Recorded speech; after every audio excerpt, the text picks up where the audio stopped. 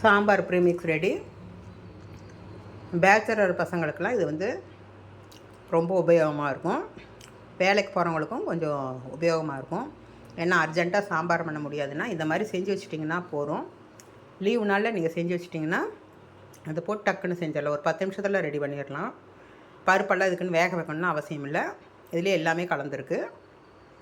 ஒரு டைம் இந்த மாதிரி செஞ்சு பாருங்கள், உங்களுக்கே பிடிக்கும். என்னோடய சமையல் பிடிச்சிருந்தா மறக்காமல் லைக் பண்ணுங்கள், ஷேர் பண்ணுங்கள், சப்ஸ்கிரைப் பண்ணுங்கள். இது வந்து சாம்பார் ப்ரீமிக்ஸ். இதுக்கு வந்து கடுகு எல்லாமே இதிலே போட்டுருக்கறதுனால கடுகெல்லாம் எதுவுமே தாளிக்க வேண்டாம். காயை மட்டும் வேக வச்சுட்டு அதுக்களவாக மஞ்சப்பொடி உப்பு போட்டு வேக வச்சுட்டு அதுக்கப்புறம் இது வந்து சுடு தண்ணியில் 2 ஸ்பூன் காரம் உங்களுக்கு எவ்வளோ வேணுமோ அதுக்கு தகுந்த மாதிரி போட்டு கலந்து ஒரே ஒரு கொதிச்சுன்னா ஆஃப் பண்ணிடலாம். அவ்வளோதான்.